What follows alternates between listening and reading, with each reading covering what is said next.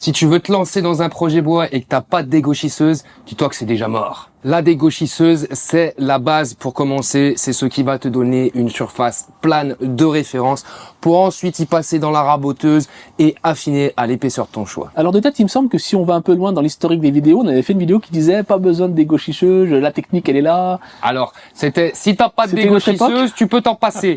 Effectivement, tu peux t'en passer. Jusqu'à présent, je m'en suis passé.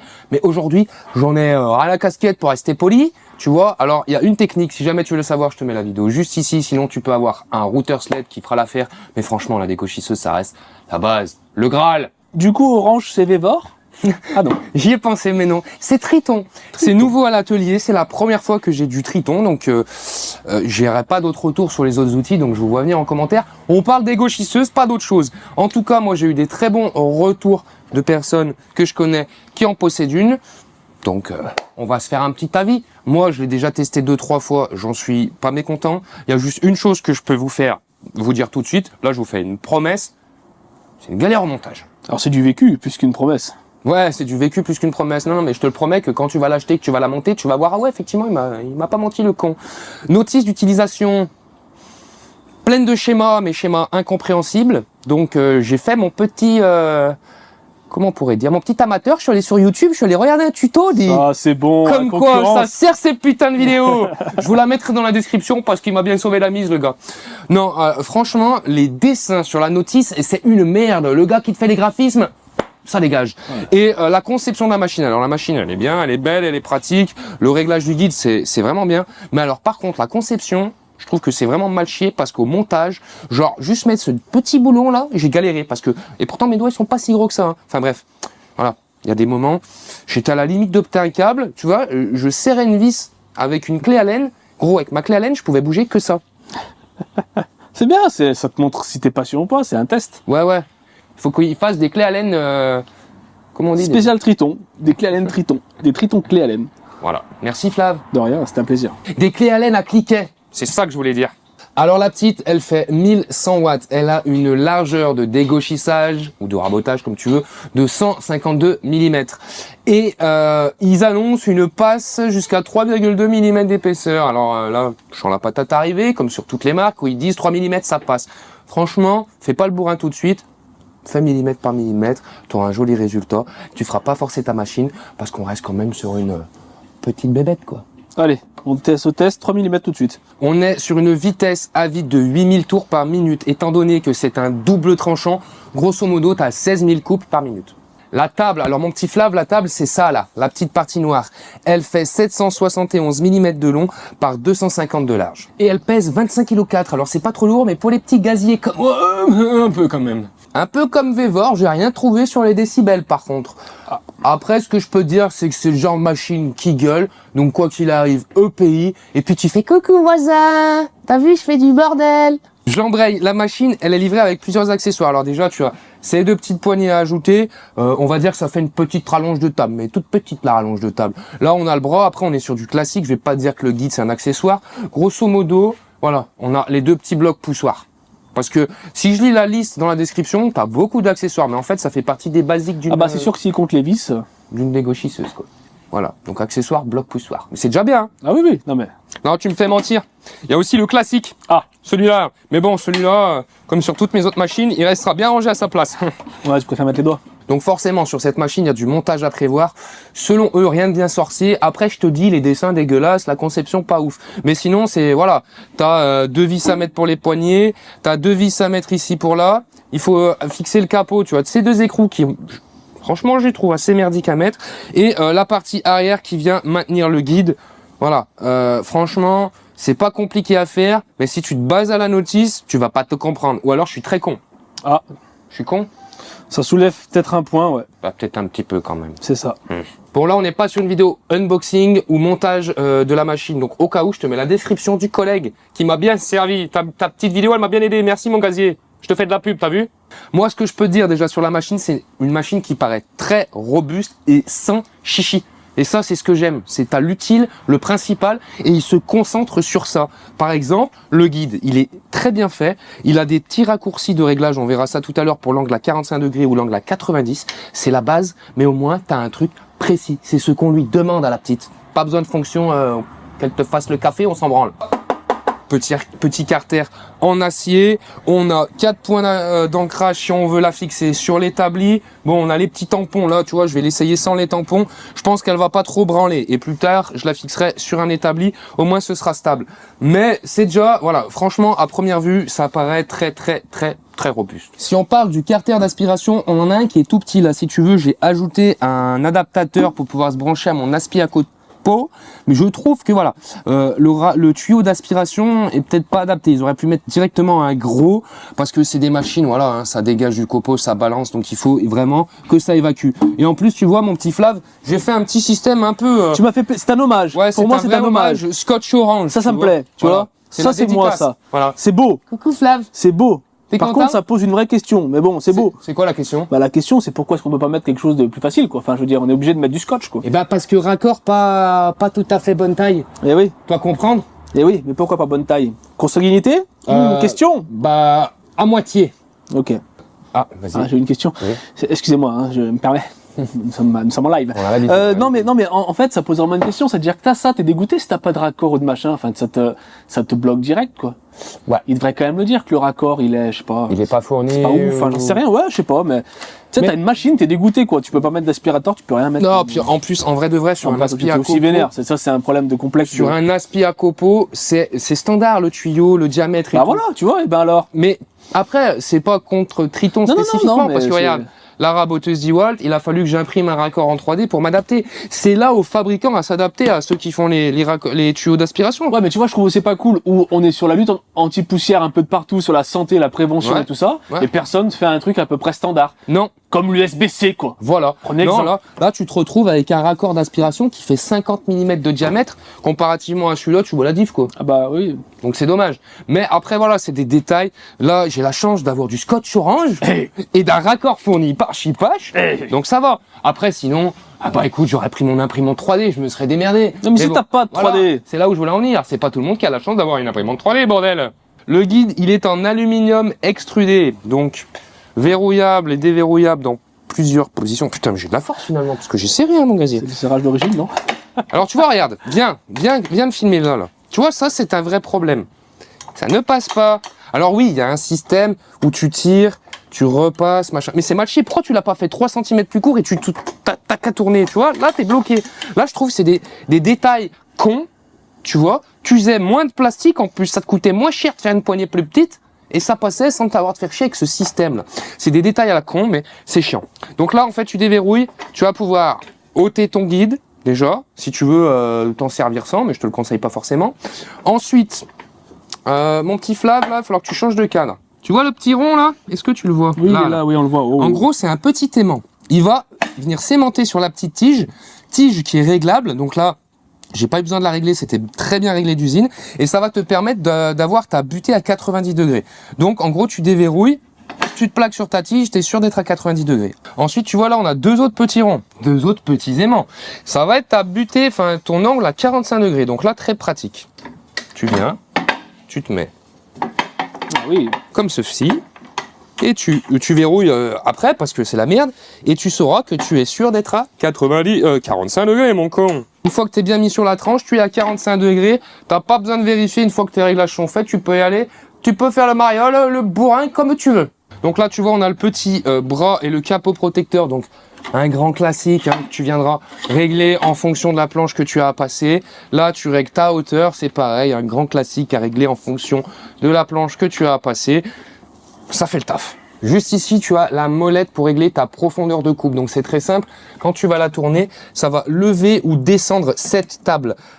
Donc, ça fait le taf. Mais franchement, la molette, je la trouve un peu raide, un peu merdique. Même si, voilà, c'est des détails. Mais je crois que la petite Michto Woods, elle s'est un peu habituée au luxe. Hein. Ouais, je trouve. Ouais, on s'est habitué au luxe. C'est vrai que c'est ça. On devient dur. Ouais, on devient dur. Alors qu'il y a 20 ans, c'était une révolution, ce système. Impitoyable. Grosso modo, tous les réglages sont assez simples à faire. Le plus compliqué, ce sera le réglage du guide, mais on a quand même les 2 basiques. Et le montage. Ouais, non, mais le montage, on n'en parle plus une fois que c'est fait. On a les 2 basiques, 45 degrés, 90 degrés. Après, c'est à toi de prendre le temps de régler ça propre, mais une fois que c'est bien réglé, bien verrouillé, c'est robuste, c'est plane, ce sera précis. Si tu passes pas des passes de 12 mm d'épais. Hein. Après, là, quand on parle des réglages, c'est pas spécifique à cette machine-là, parce que bon, c'est une petite dégauchisseuse, c'est un petit truc d'appoint plutôt amateur. La petite 10 watts, la raboteuse là, ou toutes les autres raboteuses que j'ai pu tester, c'est la même merde. C'est toujours assez complexe à affiner les réglages pour avoir un truc ultra précis. Qu'on se le dise, c'est pas du matos de pro. Si j'avais la place, j'aurais pas cette petite merdouille là. J'aurais un gros truc mastodon comme ça là. Tu vois? La place et le budget, non? Non, la place, parce que j'aurais bien trouvé une marque qui me l'aurait donné. Non, oui, c'est vrai. Michto Woods. Et là, on va passer direct au test. On va aller dans le vif du sujet. On va taper dans le bois qui pue. Le bois le plus raide que j'ai ça en lambourde aussi, mais que ce soit plat, carré ou rond, ce sera aussi dur. Donc on reste sur mes petites planches qui vont bien. Et puis une fois que je les aurai toutes dégauchées, je sais pas si je me ferai pas une petite boîte à montre. Bah oui. Ah, on verra ça. Peut-être qu'on fera une vidéo, mais je sais pas. Hein. Toi, t'as le goût? Bah si tu veux. Écoute, si les abonnés veulent, on le fera. Allez, on teste. Tu vois là, j'allais la mettre en route, ça me fait penser que j'ai oublié de te dire. Il manque pas un truc là, mon Flav? Un bouton d'arrêt d'urgence. Bien, putain, il me surprend, le gars. Ah, mais... Oh, de plus en plus, ah, on n'a mais pas moi, triché. je vous dis, hein. Il y a une chaîne secondaire qui va s'ouvrir, ça s'appelait juste Woods. Michto Woods, non? Michto Woods, ce sera moi, et je vais faire mes propres tests, mes propres bilans. En à fait, chaque test que tu feras, je ferai le contre-test. Voilà, la même. Tu dis tout pareil. Non? Ouais, je pense que j'aurai plus de succès quand même. Les gens aiment la barbe. Ils aiment la barbe? Je sais pas. Allez, c'est parti, on va faire un... Eh, oh, tu te calmes. On va faire un peu de dégauchissage, d'abord, sur champ. C'est parti.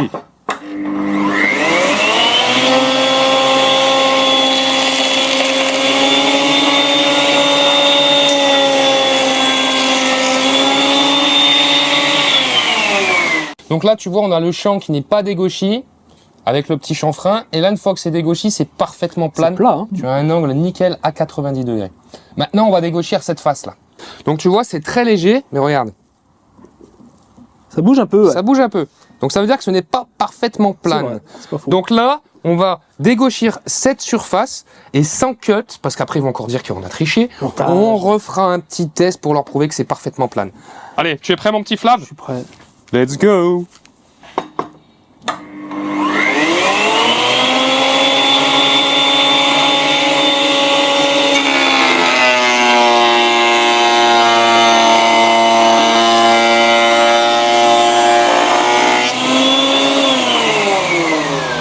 Ciao, je suis un malade, je fais qu'un seul passage. Et à mon avis, eh ben ça ne bouge plus. Ah, c'est beau, hein? C'est beau, c'est magique. Ouais, c'est Voilà, c'est la base pour commencer si tu veux être précis. Donc tu vois, c'est un peu l'erreur que les gens ont tendance à faire. Je vais m'acheter une raboteuse, comme ça je pourrais travailler nickel. Une raboteuse, ça te fera toujours un truc parallèle. Donc si tu rabotes un truc tuilé, ta planche, elle fera comme ça et elle sera toujours tuilée. Là, maintenant que tu as une surface plane de référence, tu passes dans ta raboteuse, évidemment, dans ce sens-là, et je te garantis que tu auras un truc parfaitement parallèle, sans problème. C'est la grosse erreur que les gens font. Voilà, c'est pour ça que j'ai dit ça en intro. T'as compris? Tu vas te mettre juste ici, ouais. Juste pour te faire chier. Je vais re-raboter un coup et tu vas me faire un joli point de vue pour faire plaisir aux abonnés. Oui. Hein? Pas pour moi, pour les abonnés. Oui.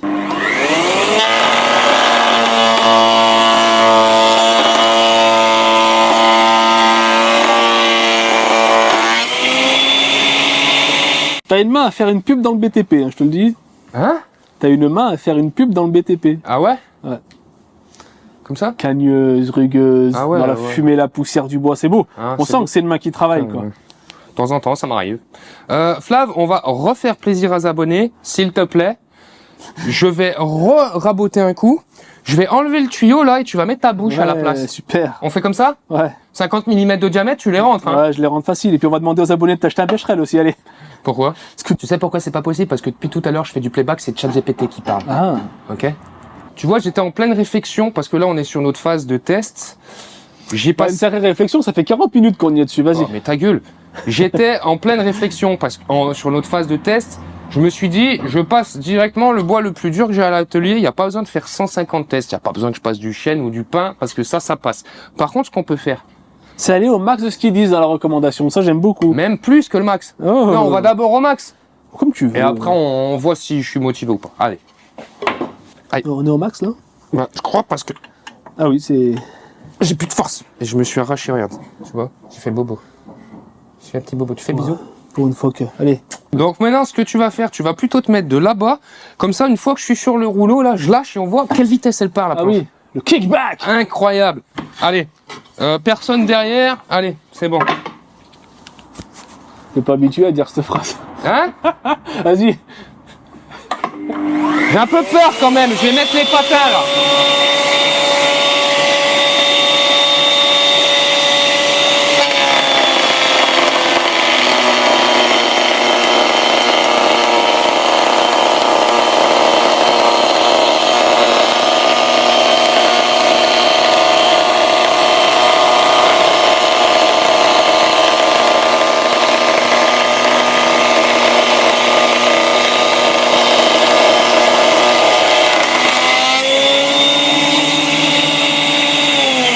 Donc ce qui est cool, c'est qu'à l'image, comme tu dis mon petit Flav, on voit vraiment tout ce qu'on enlève, qu'on triche pas. On enlève beaucoup de matière. Je vais pas tout de suite vous montrer le résultat. Juste avant, je voulais vous dire, j'étais pas forcément serein, donc tu vois, j'ai pris les petits patins et j'étais vraiment en position en mode Super Saiyan, tu vois, solide sur les appuis. Si ça arrive, on est chaud, on est prêt, quoi. Ouais, alors Super Saiyan, je suis pas vraiment sûr que j'ai cette position, mais sois gentil. Super Michto, c'est bon. On n'a pas les mêmes références de Super Saiyan. Super Michto. Allez, résultat. Écoute, franchement, c'est beau, hein. C'est quand même propre. Pour selon que c'est du bois exotique, que j'ai mis la passe, la maximum recommandée. Et une passe en plus. En une passe, oui, effectivement. Alors là, tu vois, on a eu un petit accro léger. Si on était sur de la finition, ça aurait un peu cassé les couilles. Mais franchement, le résultat est beau. Alors oui. Ouais, mais il y a que les mecs comme moi qui se mettent en finition comme ça à 5. Je peux parler? Ouais. Je te vois venir. Les couteaux, ils sont pas très vieux. Ok. Mais bon, ça fait le taf. Putain, je suis en position un peu... Position des bois, quoi. Ouais. Je pense que je vais me casser la gueule dans la journée, moi. Parce que le fil est trop court. Eh tiens, on peut le mesurer, putain. Eh ben attends, bonne transition. Mais moi, je finis, non, mais abonnez-vous à la chaîne secondaire. C'est pas volontaire, mais il y a des bonnes transitions, dis. 1m40 et 30, allez, on est à 1m80 de câble. Ouais, ça va. Ça va. Bon, il aurait pu aller jusqu'à 2 mètres au moins, mais bon. Ouais. C'est comme ça qu'on fait les petites économies. Et il y a un truc, tiens, ça me fait penser. Tu vois, en fait, tu as à d'origine. Regarde. À l'anglaise, c'est ça, c'est oui, c'est bien ça. Mais d'origine, en fait, ça, c'est dedans. Comme ça. Ah ouais. Donc, en fait, si tu veux, toi, petit anglais, tu peux t'en servir direct. Et toi, petit français, tu viens. What the fuck? Tu défais ces deux petites vis là, tu ouvres le capot et tu as ça. C'est trop ça. C'est bien fait. C'est bien fait. C'est ingénieux. Ouais. Et en plus, c'est malin, mais tu peux te dire merde quand tu la reçois. Si tu sais pas. Tu peux te sentir baisé. Ouais. C'est pour ça que je t'en parle, jeune abonné. Jeune padawan. Et ça, ce que tu fais, tu le gardes. Et puis quand tu pars en voyage, t'amènes ta truc. T'amènes et tu mets t'adaptes. Alors t'amènes ta truc, oui, tu t'amènes pas ta... T'amènes pas ta dégauchisseuse, non. Je comprends. Mais si t'as un... Non, mais j'ai peur qu'il y ait trop de gens terre à terre sur YouTube des fois. Un truc avec une prise comme ça, bah tu prends petit tournevis, toi ouvrir, toi rentrer, toi refermer, pas mal. Brancher. Voilà, je te la petite parenthèse. Bon, mon petit Flav, on a testé le bois le plus raide que j'ai à la profondeur maximale. Est-ce que tu vois un autre test concret à leur proposer? Bah non, à part mettre tes mains. Par contre, alors les gens n'ont peut-être pas vu, mais c'est la première fois que tu mets tes EPI quand même, donc ça veut dire qu'elle fait du bruit. Ouais, c'est vrai que c'est rare. Et on voit pas mal de copeaux là. Ah oui. C'est pour une simple et bonne raison. On n'a pas allumé l'aspirateur parce qu'on est tellement des benets, c'est-à-dire qu'à un moment, on est l'élite du bois, nous. C'est un peu ça. On a mis du scotch, on a fait une préparation d'une des plus grands mousquetaires. On n'a même pas allumé l'aspi. Voilà. Bah, c'est pas grave. Mais bon, au moins la poussière va dans le tuyau et j'ai pas besoin de tout balayer. Et oui, bien sûr. Mais ce qu'on va faire, c'est que je vais mettre un petit coup de souffle ici. On va refaire un petit coup de passage profondeur max avec l'aspirateur route juste pour voir s'il y a un peu moins de copeaux. Ça marche, ça me va. Allez, on allume. Allez, la première chose. Les bluffeurs. On aurait pu les couilles. On aurait pu. Oulala. C'est normal, c'est chipache. Ah, alors on chipache pas alors. On y va ou comment ça se passe? Ouais, c'est bon, t'as 2 minutes là? Bah non, mais les gens attendent. T'es payé à l'heure, je te rappelle. Bien qu'on fasse de la rétention, mais quand même à ce stade.